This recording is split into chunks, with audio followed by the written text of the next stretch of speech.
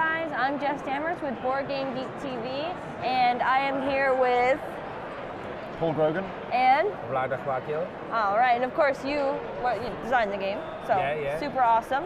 So why don't we go ahead and get started and tell us all about it. Yeah, so the game is called Mage Knight, and it is from the Mage Knight world. And as for the game mechanics, I will let Paul talk, because I believe everyone who read anything about this game or BoardGameGeek must know Paul Grogan name, because he did amazing daily previews and so on, and he did really amazing work. So I will let him to show the game to you. Yeah. Okay. As Vlad says, it's Mage Knight, the board game. The game is a fantasy-based adventure game. We are exploring new territory, combating monsters, and taking over new areas, controlling keeps. The game actually comes with 11 different scenarios in the back of the book, and each of those scenarios has variations. So the replayability value, you can play competitively, you can play cooperatively, there's a solo game, and there is a game purely where you've got to try and kill the other players. So it's more of a game system with the scenarios, and you can tailor it to suit your particular kind of play. But at its heart, it's a game that starts off with a small map. Each player plays one of the heroes who starts on this space, and as they play cards from their hand, they will explore the new places. The board will get larger, and more monsters will be placed onto the board. The main mechanic of the game is card driven. So each of the heroes will start off with a deck of 16 action cards, and this is their deck, and that will start off shuffled and placed face down, and they will draw 5 cards. Okay? Now each of the cards can be played either normally for one of the effects, or if you use 1 mana of the correct colour, you can power the card for the stronger effect. Okay? So once you've played the cards on your turn to move around and fight the monsters, you discard the cards that you've used. Any cards that you didn't use, you may choose to keep in your hand, and then you will draw up to your hand size again. Okay? So if you're saving up for a large attack where you know it's going to be really tough, you want to keep some of the cards in your hand, get rid of the other ones, draw up and go, right, now I've got just the cards I need. When somebody's deck runs out, this marks that the day is about to come to an end. So you don't automatically reshuffle when your deck runs out, but what happens is when the deck runs out, the player can declare that the day is coming to an end, everybody gets 1 more turn, and then the day's over. At that point, you take your deck of cards, shuffle it all back together, draw 5, and go again. And that's 1 complete round of the game. The full game takes 6 rounds. So it's day, night, day, night, day, night. That means that you're only going to go through your deck 6 times in the entire game. So there is a deck building element to the game, but you're not constantly reshuffling your cards all the time. Okay. So as the game goes on, you gain fame points on the fame track. So you use a token to mark your fame. And as you level up your character, you will gain extra special cards that go into your deck. Okay? Now these cards are all better than the cards that you had here, but what happens is that when you gain a card, instead of it going into your discard pile, it actually goes on top of your deck, which means at the end of your turn, when you draw cards, it's there straight away. So as your hero levels up, you gain more and more of these cards, and by the end of the game, a lot of the cards in your deck are a lot better, and these are more powerful cards. There are also magical spells which have the same card back, and that's because when you gain a spell and you choose from a spell offer, again the card goes on your deck and you draw it, and these are really powerful. I said these are powerful, these are even more powerful. And then you have magical artifacts that are even more powerful still. Now when you play the tutorial version of the game, you might see one of these, you probably won't see an artifact, because the tutorial scenario is designed to teach you the game in a logical way. You actually learn the game while you're playing. So the rulebook, which is written in such a way that it just teaches you what you need to start playing, and then as a new tile is turned over, you go, what's this? It's a new icon. We will read the book for that, and then you have these reference cards. So once you've played the game a couple of times, you can leave the rulebook in the box, because all of the icons on here has a reference card. And if you've forgotten what the place does, you just, yeah. So these remind you, you know, so the big rule book can stay in the box most of the time. Okay. So what makes each hero different? Well, there is a card in their base deck which is special to them. When they level up, they choose what cards they take. So as the game goes on, the heroes start to become different. Each hero also has skill tokens. Now, you start off with them shuffled and face down, and when you level up, you draw 2, choose the one that you want, and that's your skill for the rest of the game. And unlike the cards, which only work when you draw them and are used once, this skill is here every single turn. So your characters start off relatively weak at level 1, and as you build up the levels, your character gets, you know, a lot better. Fighting monsters. The combat system of the game is one of the reasons why I love the game, because there are no dice to decide whether you win or lose in the combat. It's all done as a sort of mathematical logic problem solving little thing. You have the cards in your hand, you see the monsters, there's various numbers on the monsters, so it shows you how many attack points you will need to kill the monster. If you can't kill it with ranged combat with your bows, it shows you how strong the monster is, so you can try to block the monster, and all this is done using the numbers on here and the cards in your hand. Now what this means is that the downtime of the game is significantly reduced, because I'm there with my 5 cards. I know what I want to do on my turn, so assuming you're on the other side of the board, I could actually plan my turn carefully before it gets to me. So when it's my turn, I can go, aha, right, I now know what I'm going to do. I'm going to move here, I'm going to play this to block the monster's attack with this, and then I'm going to fight it with this. And it's all done based on the numbers on the cards, so to whether you can kill the monster or not. And as you kill the monsters, you gain fame, which gets you to go up the levels. We're only touching on the surface here. I'm not going to lie to you, the game is relatively complex, but because the walkthrough is written in such a way that you can jump straight into it and learn as you go, okay? Your first game will take longer than it says on the box, because you will be reading every card that you draw. Once you've played it once or twice, you will draw the card, you'll see the picture, and you will remember what the card does. So the playtime significantly reduces the more you play the game, which is the same for most games, but definitely so with this one. What shall we explain next? I believe we can talk about theme of the game a bit, yeah, because you are in this game the Mage Knights. That is, in fact, there was in the Mage Knight world there were some. Sorry. The original Mage Knight game was about small squads fighting each other, yeah. And in this game, there is a new powerful force that let rise big heroes, yeah. And they enter the game world by some magic portal. And then their task is to conquer this kingdom, yeah, in the usual scenarios. Their task to conquer, to find these cities. They are in the more advanced parts of the map, yeah. There is icon, so you put the city here, and they are like bosses of the game, yeah. They are big and powerful. They have powerful. Garrison, and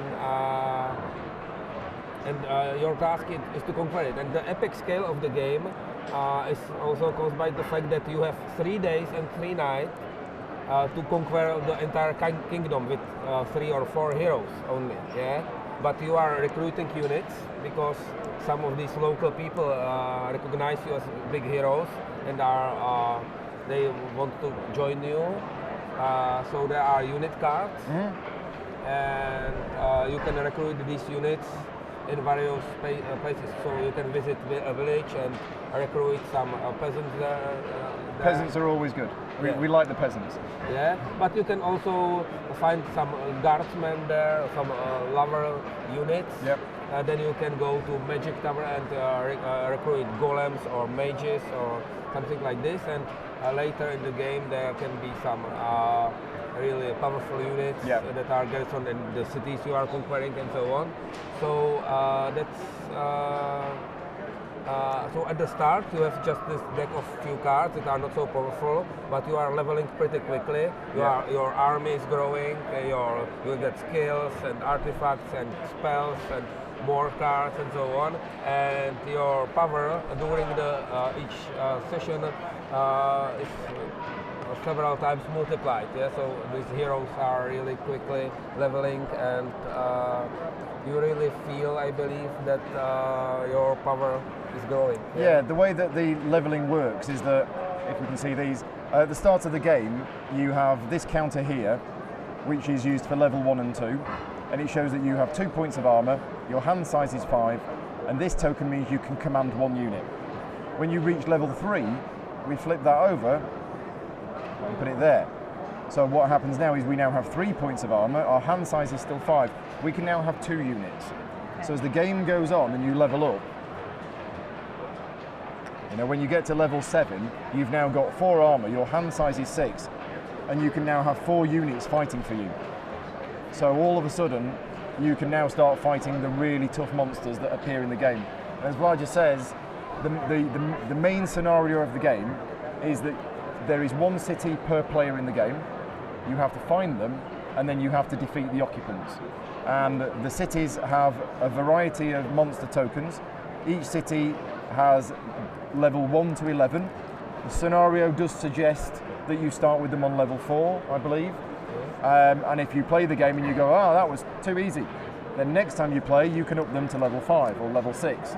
And there is a solo version of the game, which I have to admit, I have played at home on my own, while the girlfriend watches television. And you go, right, I've beaten it. I'm now going to go level 8. Can I beat it on level 8? And these cities on the dials tells you what enemies are inside the city.